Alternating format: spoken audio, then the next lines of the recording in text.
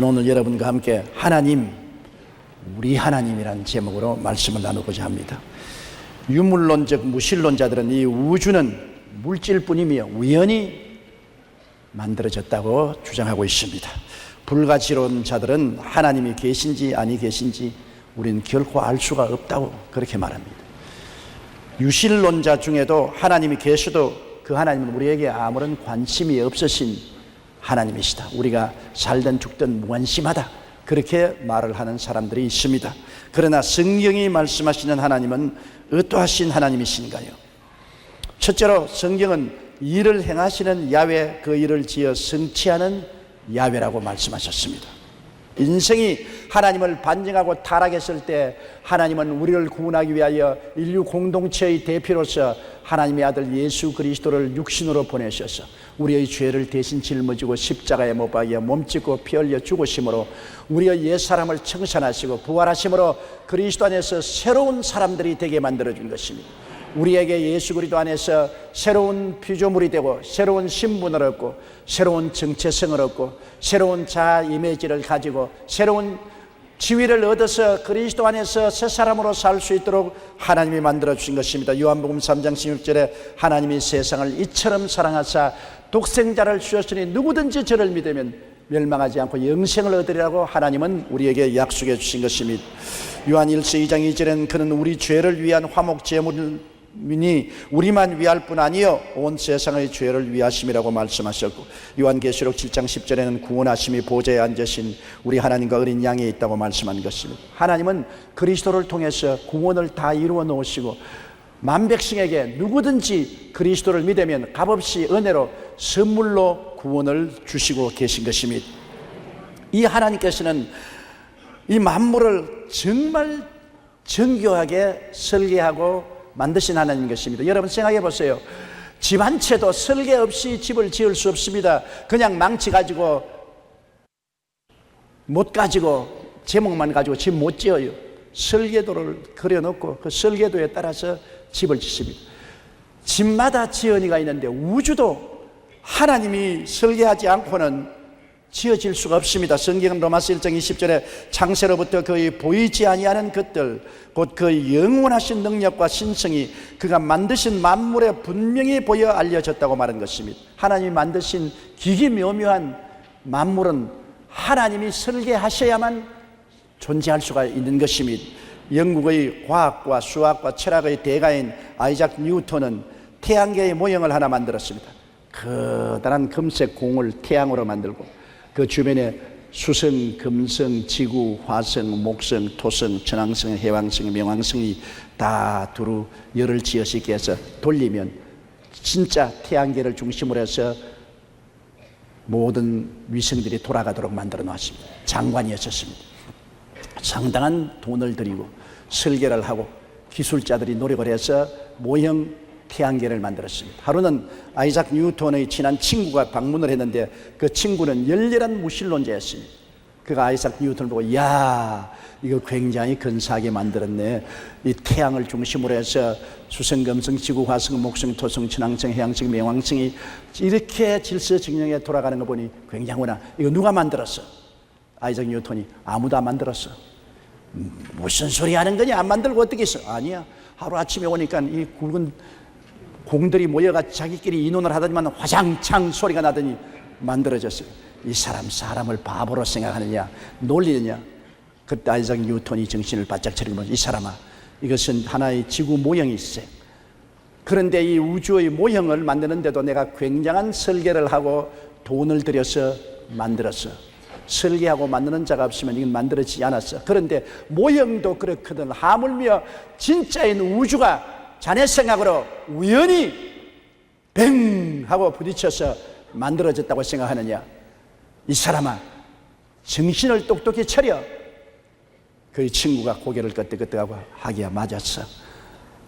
이런 것도 설계하고 만들지 않고는 될 수가 없는데 우주의 지적 설계자가 배후에 없으면 오늘 우주가 되었겠는가. 그런 무신론을 버리고 신앙을 갖게 되었다는 말이 있습니다.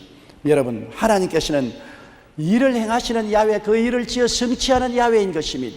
하나님께서는 그냥 놀고 계시지 않습니다. 만물이 하나님이 지적으로 계획하고 설계하셔서 만유를 지으시고 인류를 하나님이 계획하셔서 예수를 통하여 오늘날 우리를 구원하시는 일을 행하시고 그 일을 지어 성취하는 하나님인 것입니다.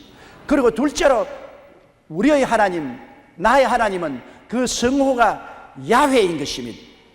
우리가 사람들에게 나가서 악수하고 내 이름은 누굽니다 그렇게 말하지 않아요? 저도 요사이 손님을 많이 만나는데 만날 때마다 아예 습관적으로 악수하면서 나는 조용기입니다. 저쪽에도 당신의 이름을 말하는 것입니다. 우리는 자기 이름을 말해서 자기를 소개하는 것입니다. 하나님께서는 하나님을 우리에게 소개해 주실 때 당신의 성호를 야훼라고 했습니다. 야훼란 말은 성경에 6823회 언급되었는데 그 의미는 우리를 건져주시는 하나님, 우리와 언약을 맺으시는 하나님이라는 뜻인 것입니다. 그러므로 야훼란 이름은 우리 사람들에게 하나님이 어떠한 일을 해주시겠다는 언약을 표시하는 귀중한 이름입니다. 하나님이 우리에게 야훼라는 이름을 계시해 주신 건 너무나 감사하고 감격하지 아니할 수 없습니다. 성경에는 야훼라는 이름이 여러모로 나와 있습니다. 하나님께서는 나는 야훼 이레라고 성경 창세기 22장 13절로 14절에 말했습니다. 아브라함이 이삭을 제물로 드리려고 할 때 하나님이 이삭을 죽이지 말라고 하시고 난 다음 대신으로 산양을 뿌리 능쿨에 얽히게 해서 잡히게 했습니다. 아브라함이 그 산양을 취해서 제물을 드리고 그 자리에서 하나님의 성호를 계시받았습니다. 야훼 이레, 하나님이 예비하신다. 하나님은 알파와 오메가 되시고 처음과 나중에 되시고 시작과 끝이 되시므로 처음부터 끝까지를 다 알고 계시므로 우리의 삶을 예정하시고 필요한 모든 것을 예비하여 주시는 것입니다. 그러므로 성경 고린도전서 2장 9절에 하나님이 자기를 사랑하는 자를 위해서 예비한 모든 것은 눈으로 보지 못하고 귀로 듣지 못하고 마음으로도 생각지 못하였다함과 같음이라고 말한 것입니다. 기가 막히게 하나님은 우리의 삶의 모든 과정에서 필요한 것을 예비해 주시는 야훼 이레가 되십니다. 하나님 아버지 누구시지요? 나는 너희에게 야훼 이레가 되신다. 그러므로 우리는 이 하나님 야훼 이레의 성호를 부르면서 어떠한 역경에도 하나님께서 우리에게 해결 방책을 열어놓은 것을 알 수가 있는 것입니다. 하나님은 또 나의 이름은 야훼 라파라고 말하셨습니다. 출애굽기 15장 26절에 이르시되 너희가 너희 하나님 나 야훼의 말을 들어 순종하고 내가 보기에 의를 행하며 내 계명의 귀를 기울이며 내 모든 규례를 지키면 내가 애굽 사람에게 내린 모든 질병 중 하나도 너희에게 내리지 아니하리니 나는 너희를 치료하는 야훼임이라. 치료하는 야훼, 히브리 말로 쓴 야훼 라파인 것입니다. 하나님 당신을 우리에게 소개할 때 나는 야훼 라파 너희 의사라. 우리가 이 세상에 살면서 약이나 의술로 고치지 못하는 절망적인 병에 걸렸을 때도 하나님이 나의 의사가 되시는 것을 알게 될 때 희망이 있고 용기가 생기고 하나님께 나가서 부르짖어 문제를 해결할 수 있는 것입니다. 우리 교회 한원길 안수 집사님은 손주가 지석이라는 아름다운 어린이가 있었습니다. 한 번은 며느리가 지석이를 얻고 울면서 왔습니다. 아버님 큰일 났어요. 지석이가 변을 잘 못 보고 배가 아파 고생을 해서 병원에 가보니까 의사가 항문 근육종이라고 해서 항문의 암이라고 말합니다. 의사가 말하기를 살 가망성은 30%밖에 없으며 항문 근육종은 수술을 못한다고, 그래서 절망이라고 그렇게 말을 합니다. 그 말을 듣자 우리 한원길 안수 집사님은 가슴이 무너진 것 같습니다. 눈에 넣어도 아프지 않을 귀여운 손주가 이와 같은 흉악한 병에 들렸으니 어떻게 합니까? 병원에 희망이 없다니까 그 부인과 함께 곧장 오살리 금식기도원에 가서 나흘 동안 금식기도를 하고 부르짖었습니다. 지석의 항문 근육종을 고쳐달라고 외쳤습니다. 그러고 난 다음 내려와서 보니 이제는 항암치료를 받는데 어린아이가 고통스러운 항암치료를 받으니까 머리가 한 주먹씩 뽑혀지고 고통에서 몸부림칩니다. 그러나 의사 선생은 항암치료는 그저 암의 진도를 늦출 뿐이지 고치지는 못한다고 말합니다. 그래서 또 그득그득 오살리에 올라가서 하나님께 부르짖어 내 손주 지석이를 고쳐달라고 외쳤습니다. 그러고 난 다음에 수요일 날 예배 그 손주를 데려와서 예배드리고 저희 사무실에 와서 저기 안수를 받았습니다.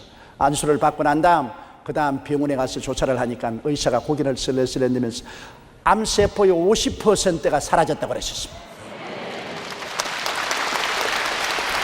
너무나 용기를 얻고 힘을 얻어서 가족이 합쳐서 계속해서 야훼 하나님께 부르짖었는데 지난 11월에 병원에 가서 조사를 하니까 암이 100% 사라지고 건강해졌습니다. 야훼 라파인 것입니다. 우리가 병들어서 절망에 처할 때라도 찾아갈 곳이 있습니다. 아버지가 의사이니까요. 전지전능무소부재하신 영원하신 하나님이 나의 의사가 되심으로 내가 찾아가서 외치고 부르짖을 수 있으니 얼마나 좋습니까?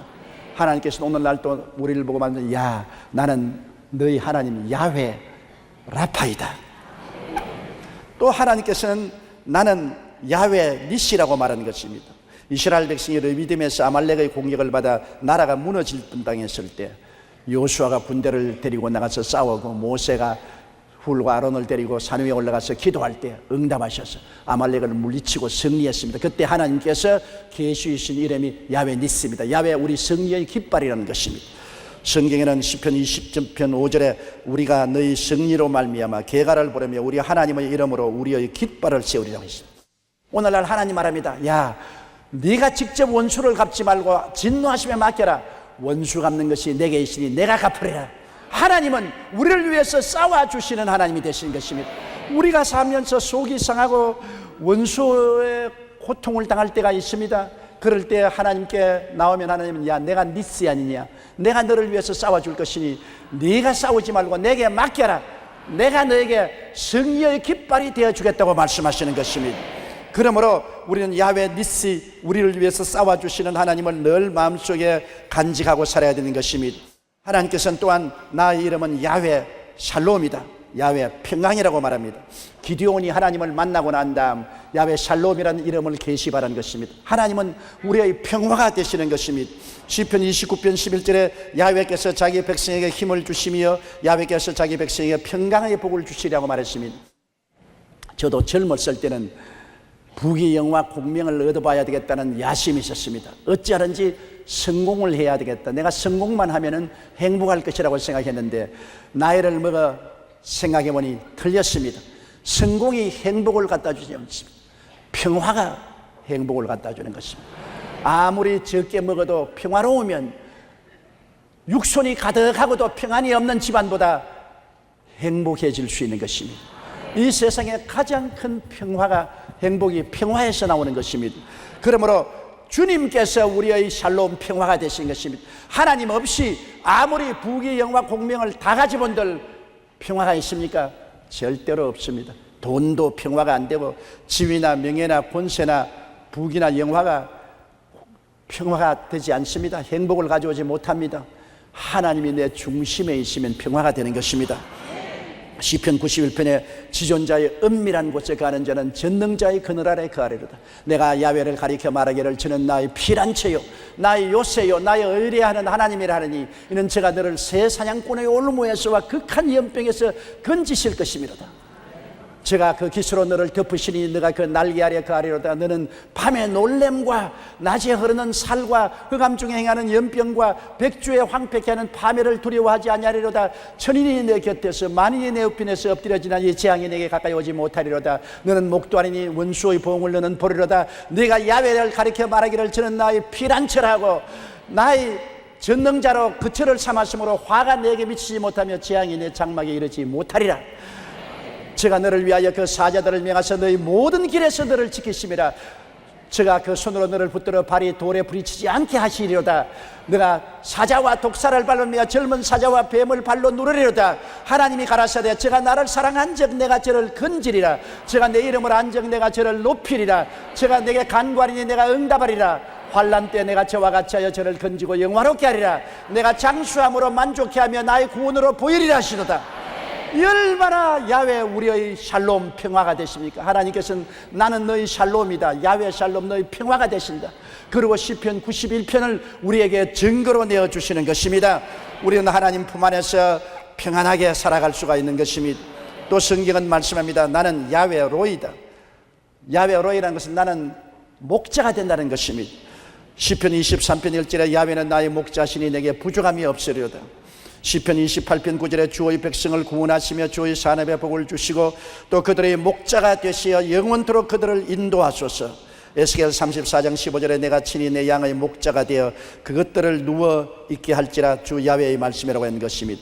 목자가 얼마나 필요합니까? 양은 모든 짐승들 중에 자기를 방어할 수 있는 무기가 없습니다. 이빨도 사납지 않고 뿔도 사납지 않습니다. 발톱도 없고 걸음도 빠르지 않습니다. 양은 그대로 노출되어서 공격을 받으면 아무 저항 없이 죽을 수밖에 없습니다. 고양이의 공격을 받아도 양은 죽을 것입니다. 그런데 양은 항상 주인이 있습니다. 주인이 양을 인도하고 보호하고 돌봐주는 것입니다. 이 세상에 주인 없는 양은 없습니다. 주인이 있기 때문에 양은 숫자가 늘고 왕성한 것입니다. 여러분, 하나님께서 우리 성도들을 양으로 비유했습니다. 우리 성도들은 다른 사람처럼, 안 믿는 사람처럼 남을 물고 찢는 이빨도 없고 남을 핥히는 손톱이 없고 빨리 뛰어갈 수단과 방법도 없는 무방비 상태의 성도들인 것입니다. 우리는 하나님만 의지합니다. 하나님이 우리의 목자가 되시는 것입니다. 그런데 성경에 제가 사랑하는 것은 시편 23편에 내가 사망의 엄청난 골짜기로 다닐지라도 해를 두려워하지 않을 것은 주께서 나와 함께 계심이라. 주의 지팡이와 막대기가 나를 안위하시나이다. 내가 비록 사망의 깊은 골짜기에 떨어져서 모든 사람에게 분리되고 외롭고 처절한 절망에 있을지라도 우리 목자 되시는 주님은 그 자리에 함께 계셔서 지팡이와 막대기로 이끌어내 주신다는 것입니다. 또 제가 사랑하는 것은 주께서 원수의 목전에서 내게 상을 베푸시고 기름으로 내 머리에 바르셨으니 내 잔이 넘치나이다. 원수가 오면 원수의 등에 내 밥상을 걸머쥐고 오게 만든다는 것입니다. 원수가 그냥 철렁철렁 오지 못한다는 것입니다. 원수 덩어리에 하나님이 밥상 지워가지고서 너가 내 사랑하는 양에게 가서 밥상 차려라. 원수의 공격이 오면 밥상도 같이 짊어지고 와서 차려놓았어. 밥상에 음식을 먹고 힘을 얻고 기름 부음을 받아 높임을 얻고 잔이 넘치게 해주겠다는 것입니다. 그러므로 원수가 오면 내 밥상 짊어지고 오는구나, 밥 먹을 준비해야지, 그렇게 마음의 기쁨을 가지고 담대할 수 있는 것은 주님이 야훼 로이가 되시기 때문인 것입니다. 성경에는 하나님께서 나는 또 야훼 지두게너이다, 야훼 지두게너에 가서 나는 너희 의가 된다는 것입니다. 여러분, 하나님 앞에 우리는 벌거벗은 존재와 같습니다. 아담이 벌거벗어서 무화과 나무의 풀로 앞치마를 입어도 수치를 가려울 수가 없었습니다. 사람은 아무리 의로운 행위, 도덕적인 행위를 해도 자기의 부끄러움을 가리지 못하고 하나님 앞에 설 수 없습니다. 하나님 앞에 서려면 하나님과 같이 의로워야 되는 것입니다. 그런데 고린도후서 5장 21절에 보면 죄를 알지도 못하신 자로 우리를 대신하여 죄를 삼으신 것은 우리로 하여금 저희 안에서 하나님의 의가 되게 하려 하심이라. 예수를 믿으면 하나님께서 당신의 의를 우리에게 입혀주시는 것입니다. 얼마나 의로우냐? 하나님처럼 의롭게 되는 것입니다. 정신이 아찔합니다. 어지럽습니다. 어떻게 우리가 하나님처럼 의롭게 됩니까? 그러나 예수의 보혈로 하나님은 우리를 하나님처럼 의롭게 만들어주신 야훼 츠드게누가 되신 것입니다. 그렇기 때문에 우리가 야훼 츠드게누 아버지를 섬기고 예수를 의지하고 천국에 당당히 들어갈 수 있는 것입니다. 그렇지 않고는 천국에 절대로 못 들어갑니다. 벌거벗은 수치를 가지고 어떻게 천국에 들어갈 수 있습니까? 못 들어가는 것입니다. 또 하나님께서는 나는 야훼 메가디시켐이라고 말합니다. 메가디시켐이라는 것은 세상과 마귀에서 우리를 건져내고 변화시키는 하나님이라는 것입니다. 우리를 거룩하게 하는 하나님. 우리 하나님께서는 우리를 거룩해 하시는 하나님인 것입니다. 세상과 마귀에게 얽히고 설키어서 그물에 얽힌 짐승처럼 발부둥 치고 우리가 못 나옵니다. 그러나 하나님의 성령이 오셔서 죄와 사망의 법에서 단칼에 해방시켜 주시는 것입니다. 야훼 메가디시켐인 것입니다. 나는 이런 이야기를 읽어본 적이 있습니다. 레이몬드 릴리라는 난폭하고 악한 흑인 청년이 있었는데 그는 이상하게 목사만 보면 때려 죽이고 싶습니다. 이상한 병이 들렸습니다. 목사만 보면 치를 떨고 죽여야지 하고 일을 갑니다. 하루는 그는 그 동리에 있는 가장 큰 교회 목사님을 죽이겠다고 결심을 하고 벽돌 한 장을 들고 교회를 찾아갔습니다. 강단에서 목사님이 설교하는데 그 들어온 입구에 숨어서 있었습니다. 목사님이 설교하고 나오면 벽돌로서 머리를 쳐서 죽이겠다고 굳은 결심을 하고 벌벌 떨면서 서 있었습니다. 근데 목사님이 설교를 하는데 그날따라 그 설교가 두 날 가진 검보다 예리하여 그 영과 혼과 및 골수를 짜게 합니다. 너무나 말씀에 충격을 받고 감동을 입어서 그만 벽돌을 놓고 엉엉 울었습니다.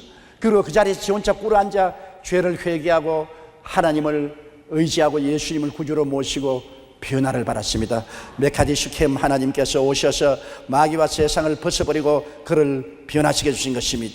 그는 그 이후에 늘 그 벽돌을 가슴에 안고 다녔습니다. 신학교를 졸업하고 그는 수년 후 세계 최대의 자선병원으로 알려진 시카고의 쿡 카운티 병원에 질병에 시달리거나 죽어가는 수천의 사람들을 헌신적으로 돌보는 목사가 있다는 소문이 났습니다. 그 목사는 사람들 사이에서 선한 사마리아의 흑인 릴리 목사로 이름이 불렸습니다.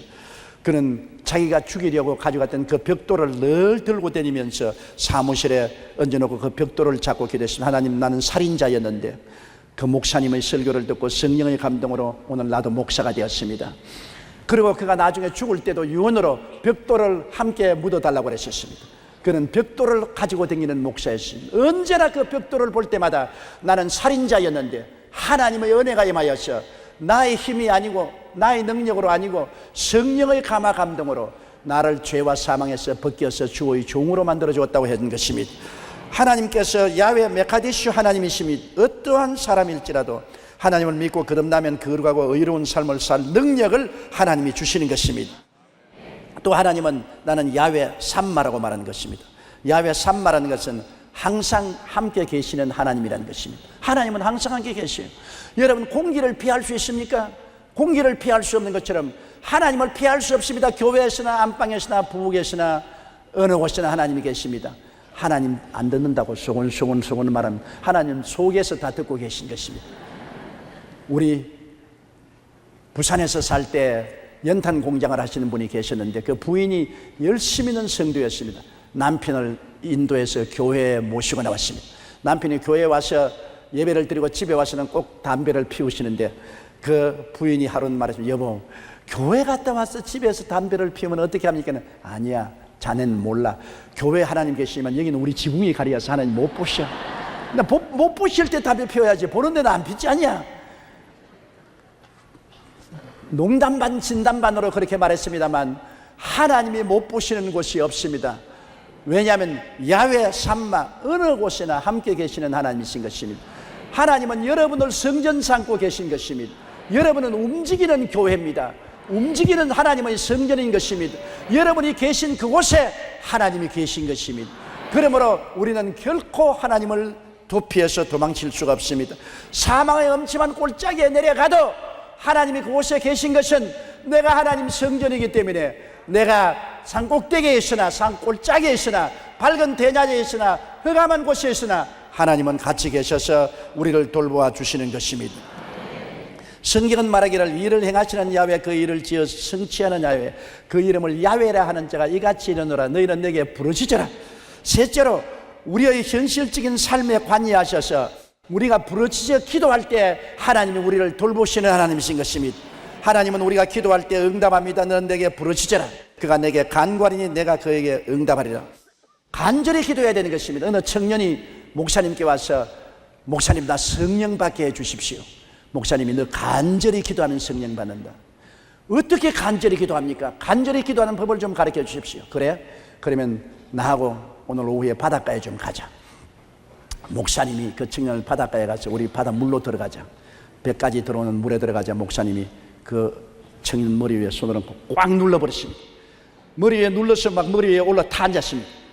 청년이 물속에 빠져서 숨을 쉴 수가 없으니까 막 발부둥을 치고 거품을 부글부글 올리고 안죽을 만지면 될 때 목사님이 놔줬습니다. 숨을 쉬면 목사님 간절히 기도하는 거 가르쳐달라 했지 나를 물에 빠져 죽이라고 했습니까? 목사님이 물에 빠져 있으니까 어떻대? 물에 빠져 있으면서 부모 생각나대, 친구 생각나대, 애인 생각나대, 공부할 것 생각나대, 뭘 생각나대? 생각은 무슨 생각이야? 숨이 닿다면 죽을 지경인데. 그럼 무엇을 원했냐? 나는 숨쉬기를 간절히 원했어요. 숨쉬는 것 이외에는 아무 생각도 안 했어요. 맞았어. 간절히 기도라는 것은 하나님께 응답받는 그 기도 제목 이외에는 다른 것을 생각하지 않고 숨쉬기를 원하는 같이 갈급한 마음으로 부르짖는 것이 간절한 기도네. 무슨 기도하면서 시장에 물건값도 생각하고 친구하고 놀러 갈 것도 생각하고 애인에게 꽃다발 갖다 줄 것도 생각하고 그러면 그게 간절한 기도냐? 어떠한 자매님이 저기 와서 신앙상담 와서 목사님 나는 새벽 기도를 가면 자꾸 졸아요. 그럼 졸으면 어떻게 합니까? 그래서 입에도 모르게 내가 기도하기를 양말 한 커리에 얼마요? 이거 한 커리에 몇 만이 사세요? 그런 소리를 내가 하고 있습니다. 그래서 그것은 잡생각이고 간절한 기도가 아닙니다. 여러분, 간절한 기도는 그것만 생각하는 것입니다. 다른 것 잡생각하면 간절한 기도가 아니에요. 집중적으로 그 기도하는 목표에 대해서 뜨거운 마음으로 기도할 때 간절한 기도가 되는 것입니다. 우리는 간절한 기도를 해야 되는 것입니다. 엘리야의 기도를 보십시오. 엘리야가 3년 6개월 동안 비가 오지 않은 이스라엘을 위해서 갈멜산에서 기도할 때 성경에 보니 그 머리가 다리 사이로 들어갔다 했습니다. 그 말 여러분 체험 안 하면 몰라요. 제가 성령 받기 위해서 신학교 다닐 때 삼각산에 가서 기도를 하는데 나중에는 얼마나 간절히 부르짖으니까 창자가 땡겨서 창자가 막 오그라지는 것 같아서 점점 몸이 꼬부라져 가지고서 머리가 다리 사이로 들어가더라고요. 머리가 완전히 다리 사이로 들어가서 부르짖어 기도하니까 성령 충만하게 받는 체험을 얻었습니다. 엘리야 같은 하나님의 종도 얼마나 간절히 기도했기에 창자가 꼬여서 허리가 새우등 같이 굽어져서 머리가 다리 사이에 들어가면서 기도했습니다. 종 보고 꼭대기에 올라가서 하나님 응답이 있는가 보라. 올라갔다 내려와서 아무것도 안 보입니다. 6번 올라갔다가 내려와서도 아무것도 안 보입니다. 7째 올라갔다 내려와서 손바닥만한 구름이 보입니다. 이제 큰 비의 소리가 들린다. 빨리 아방에게 마차를 타고 시내로 들어가라고 말하라고 했던 것입니다. 엘리야도 기도할 때 그냥 기도한 것이 아닙니다. 간절히 기도한 것입니다. 엘리야는 우리와 성정이 같은 사람이로되 그가 비가 오지 않기를 간절히 기도한 적 3년 6개월 동안 땅에 비가 오지 아니하고 다시 기도하니 하늘이 비를 주고 땅에 열매를 맺었다고 말한 것입니다. 18세기 영국의 산업혁명으로 인해 도덕적 윤리적으로 한창 타락했을 때 한 신실한 청년이 시골에서 살 길을 찾아 런던으로 올라왔습니다. 그는 여기저기 다니며 직업을 찾다가 겨우 런던 뒷골목에 어느 전당포 직원으로 취직이 되었습니다. 전당포를 정리하고 그 앞길을 청소하면서 그는 하나님 앞에 탄식을 했습니다. 하나님, 이렇게 타락한 런던의 참담한 현실을 어떻게 하시겠습니까? 이 도시에 무슨 희망이 있겠습니까? 이곳 어디에 하나님의 공의가 있습니까? 한동안 삶의 목표를 잃고 방황했습니다. 그러나 현실을 보고만 있을 수가 없었습니다. 하루는 성경을 읽다가 시편 5편 3절의 말씀이 그 심령을 찔렀습니다. 야훼여, 아침에 주께서 나의 소리를 들으시니 아침에 내가 주께 기도하리이다. 그래서 그는 아침에 하나님께 간절히 바라고 하나님의 영국을 살려주고 런던을 살려주시옵소서 부르짖어 기도했습니다.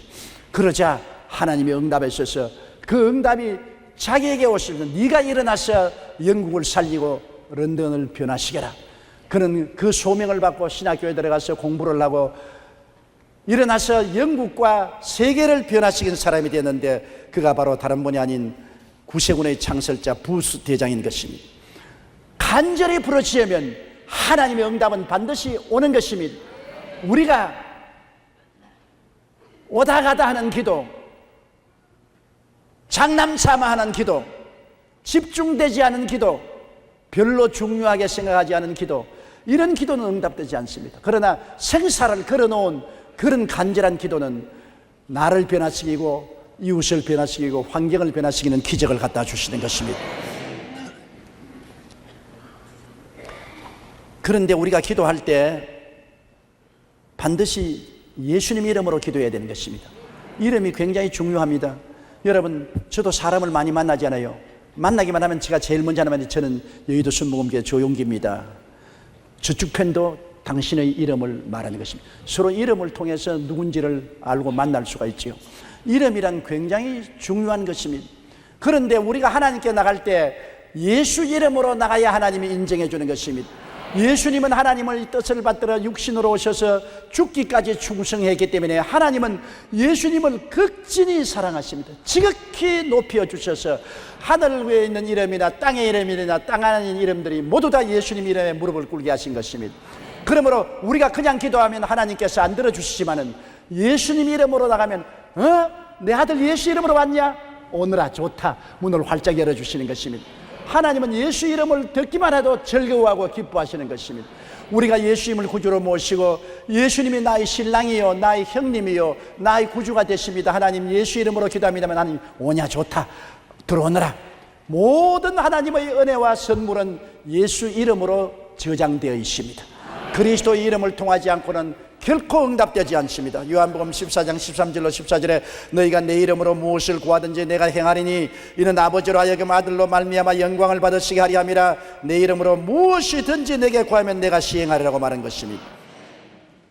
그 다음 우리가 주님께 기도할 때 믿음의 기도를 드려야 되는 것입니다. 마가복음 11장 24절에 그러므로 내가 너희에게 말하니 무엇인지 기도하고 구한 것은 받은 줄로 믿어라. 그리하면 그대로 되리라고 말했으며 야고보서 1장 6절에 오직 믿음으로 구하고 조금도 의심하지 말라. 의심하는 자는 마치 바람에 밀려 요동하는 바다 물결 같으니 이런 사람은 무엇이니 구하여 얻을 것을 생각지 말라고 했는 것입니다. 믿음은 결단입니다. 내가 마음에 깊이 결단하고 하나님이여 나는 하나님을 믿기로 작정했습니다. 이제는 절대로 뒤돌아보지 않습니다. 살든지 죽든지 흥하든지 망하든지 성하든지 쇠하든지 하나님을 믿고 나가겠습니다. 마음의 결단이 필요한 것입니다. 믿는다고 하고 난 다음 우유부단하고 자꾸 뒤를 돌아보는 자는 하늘나라에 합당치 않습니다. 정말 결단이 필요한 것입니다. 우리가 부정적인 생각과 부정적인 말을 안 하겠다고 결단을 내리고 이제부터는 긍정적이고 적극적이고 창조적인 생각과 말을 하고 살겠습니다고 마음의 결단을 내리고 믿으면 굉장한 축복이 임하시게 되는 것입니다. 사람들이 이런 믿음의 결단을 내리지 않습니다. 우유부단합니다. 항상 바다 물결같이 출렁거리는 것입니다.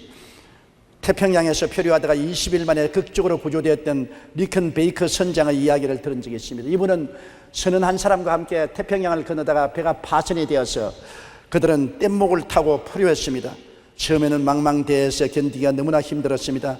낮이면 자기라는 태양과 목마름으로 밤이면 살을 내는 추위와 몰려드는 상어떼의 위협으로 고통스럽게 말로 닿을 수 없었습니다. 그러나 그 선장님은 예수를 잘 믿고 성경을 열심히 읽었는데 그가 외워놓은 성경 구절이 큰 도움이 되었습니다. 그는 평소에 이사야 43장 2절을 외웠습니다. 내가 물 가운데로 지날 때 내가 너와 함께 할 것이라.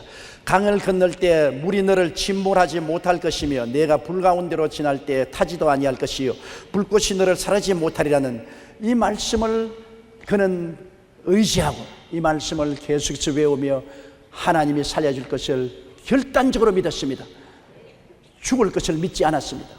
나는 이 망망대해의 인적이 끊어진 곳에서도 살 수 있다. 그러나 자 양식도 없고 물도 없고 너무나 낮에는 뜨겁고 밤에는 추웠습니다. 그래서 하나님 양식이 없으니 배가 고파서 죽겠습니다. 어떻게 할까요? 주님 도와주시옵소니까 우연히 갈매기 한 마리가 태평양 한가운데서 날아와서 머리 위에 앉거든.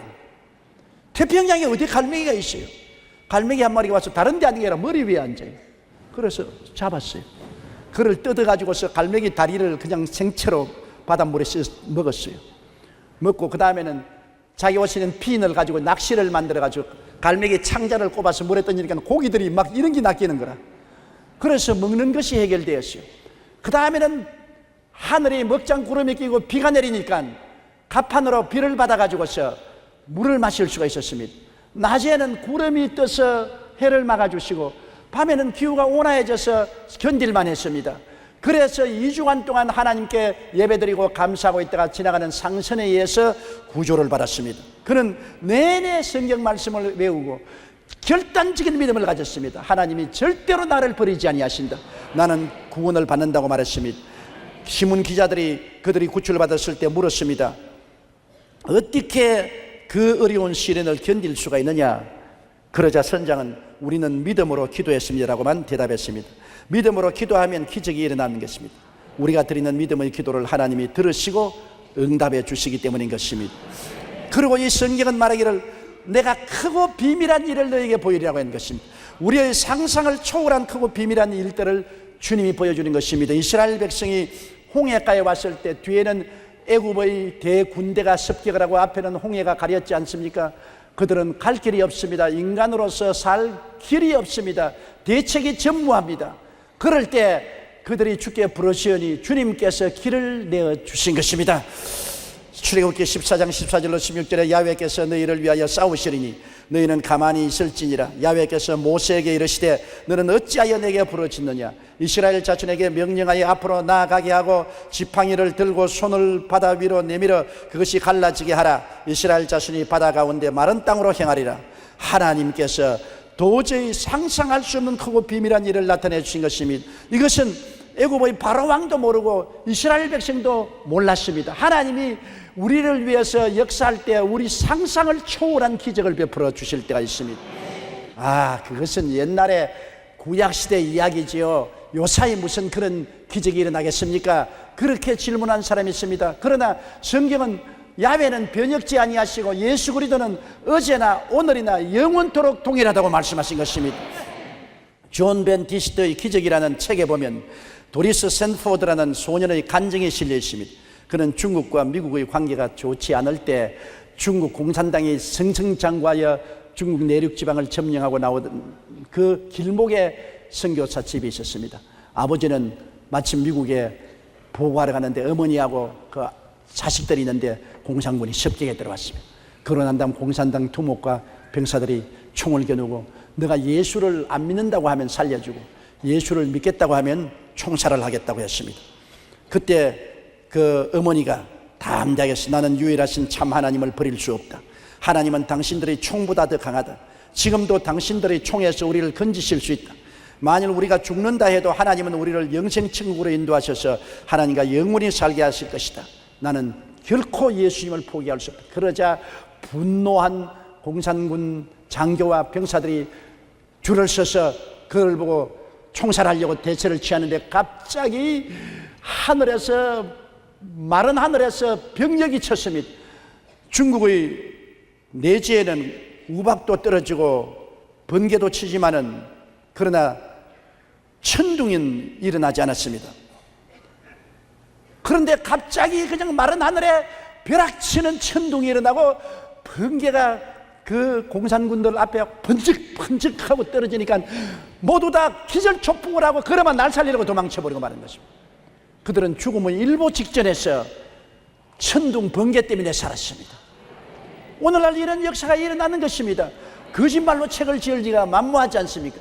베스트셀러 중에 하나인 그 책이 우리에게 오늘날도 하나님은 살아계셔서 주의 백성이 부르짖으면 하나님이 크고 비밀한 일을 나타내 주신다는 것을 보여주고 있는 것입니다.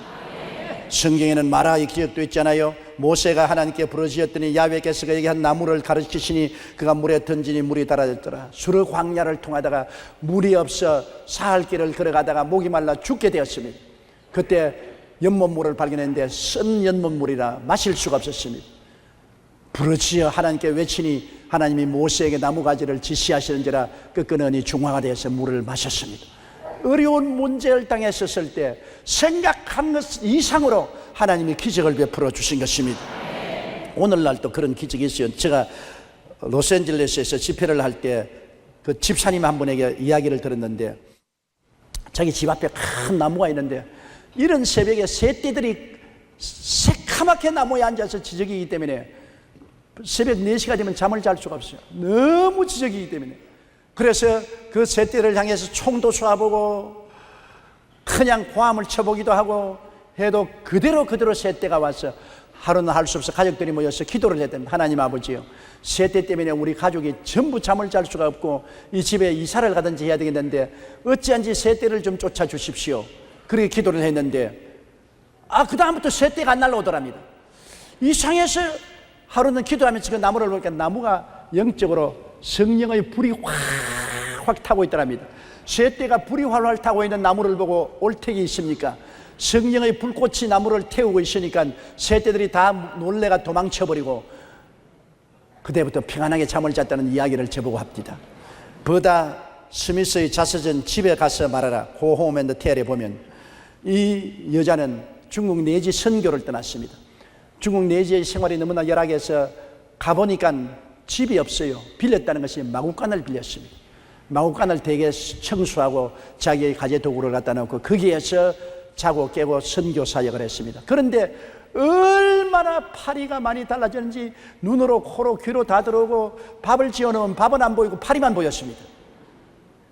그래서 그가 하나님께 기도를 했어요. 하나님, 나는 너무나 미국에서 행복한 집에 태어나서 좋은 잠자리에 자고 깨끗한 식당에서 밥을 먹고 호사하고 살았기 때문에 현실의 생활이 도저히 적응이 안 됩니다. 이 많은 파리떼가 늘 눈과 코와 귀에 들어오니 잠을 잘 수가 없고 밥이 새카맣게 파리가 붙었으니 파리를 먹는지 밥을 먹는지 모르겠습니다. 하나님, 두 가지 중에 한 가지를 해 주시옵소서. 하나님 원하시면 파리떼를 다 없애주시든지, 그렇지 않으면 파리와 함께 살 수 있는 마음을 허락하여 주시옵소서. 그랬는데 그 기도를 마치고 그 다음 날부터 파리가 일절 사라져버리고 말았어요. 그렇게 많은 파리가 그 마구간 밖으로 나가면 와글와글한데 집에는 한 마리도 들어오지 않고 깨끗하게 파리 없는 삶을 살고 열심히 전도를 했다는 책을 그 고홈 앤드 텔이라는 자서전에 기록해 놓은 것입니다. 오늘날도 하나님께서는 여러분 사소한 일에도 크고 비밀한 역사를 베풀어 주시는 것입니다. 하나님께서 뭐 큰 기적만 응답해 준다고 생각하지 마세요. 예수님이 가나의 혼인잔치에 갔을 때 그들이 혼인이 무르익을 때 포도주가 떨어졌지 않습니까? 인생이란 항상 떨어져요. 사랑이 떨어지고 의복이 떨어지고 돈이 떨어지고 힘이 떨어지고 인생은 늘 떨어지고 모자란 것입니다. 가나의 혼인잔치에도 포도주가 떨어졌습니다. 개인 가정에 잔치하다가 포도주가 떨어진 것도 문제가 될 것인데, 하물며 혼인잔치에 사람들은 꾸역꾸역 오는데 돼지발 포도주가 떨어지니 이 낭패 아닙니까? 그때 마리아가 예수님께 이 집에 포도주가 떨어졌다고 말했습니다. 예수님이 종들을 보고 결례통 6개에 물을 채워라, 물을 나고까지 채우며 떠다 주라. 그러니 포도주가 되었습니다. 모든 사람들이 아주 좋은 포도주를 마셨다고 성경은 말하고 있는 것입니다. 주님께서는 문제를 해결하기 위해서 우리에게 찾아오시는 것입니다. 이 가정에 예수님이 안 왔더라면 그들은 낭패에 처했을 것입니다. 주님은 없는 것, 떨어진 것을 그대로 살기를 원치 않습니다. 채우기를 원하는 것입니다. 사랑을 채우시고 믿음을 채우시고 소망을 채우시고 물질을 채우시고 성공으로 채우기를 원하시는 것입니다. 가나의 혼인잔치의 기적은 오늘날 또 우리에게 일어날 수 있는 것입니다. 옛날에만 일어난 것이 아닙니다. 인도네시아 출신의 멜타리 목사가 적은 책 급하고 강한 바람처럼이라는 책을 제가 읽어보았습니다. 멜타리 목사는 인도네시아 부흥의 리더로서 굉장히 세계적으로 이름을 날린 주의 종입니다. 그 멜타리가 동티모르라는 조그만 섬에 있을 때 한 교회에서 성찬식을 하게 되었습니다. 그런데 그 교회는 이상하게 성찬식 할 때 물이 포도주가 되는 기적을 체험하는 교회라는 말을 들었습니다. 동티모르는 포도가 안 되기 때문에 포도주가 없어요. 그들은 맹물에다가 독한 술을 타가지고서 설탕을 집어넣어서 그것으로 성찬용 음료를 만들었습니다. 그래서 멜타리가 거기 갔을 때는 그 교회는 맹물을 떼어놓으면 포도주가 된다는 말을 들었습니다. 그러니까 거짓말이지 싶어서 그가 가서 자기가 자원해서 성찬식 날 우물에 가서 물을 떠서 왔습니다. 떠서 와서 그 우물물에 흰 천으로 덮고 자기가 그 물통을 안고서 집사들과 함께 기도를 했습니다. 왜냐하면 누가 그게 장난칠까 싶어가지고서. 자기가 그걸 안고서 눈을 뜨고 1시간 동안 집사들과 함께 기도를 했는데, 이상하게 그걸 덮어놓은 천이 물에 닿으니까 빨갛게 물이 들어버리더랍니다. 하얀 천을 덮었는데 빨갛게 되었어요. 놀래서 그것을 찍어서 내보니까 색깔만 물이 빨갛지 포도주는 아니에요. 이상하다. 왜 물 색깔이, 흰 물 색깔이 빨간 포도주가 되었느냐. 그래서 그 물통을 또 자기가 들고 집사들과 함께 목사님께 가져갔습니다. 목사님이 그것을 찍어서 보니 맛있는 포도주다. 그래서 멜타리가 거짓말한다. 그래서 자기가 포도주를 찍었습니다. 아까에는 맹물이더니 이제는 완전히 포도주가 되었어요. 가져가는 동안에 물이 포도주가 된 것입니다. 그래서 그 교회는 멜타리 목사가 지켜보는 가운데 60회 동안이나 물이 포도주로 변화됐어요. 성찬 예배를 60회 하는 동안에 그가 참석을 했는데 다 물이 포도주가 되었어요. 그래서 그가 그 책에 그것을 기록한 것을 제가 읽어본 적이 있습니다. 여러분, 오늘날 또 하나님은 변화시키는 하나님인 것입니다. 포도주, 맹물이 포도주로 변화된 것처럼 우리 마음을 변화시켜 주시는 것입니다. 믿음, 소망, 사랑으로 변화시켜 주시고 의, 평강, 희락으로 변화시켜 주시고 승리로 변화시켜 주시는 하나님인 것입니다.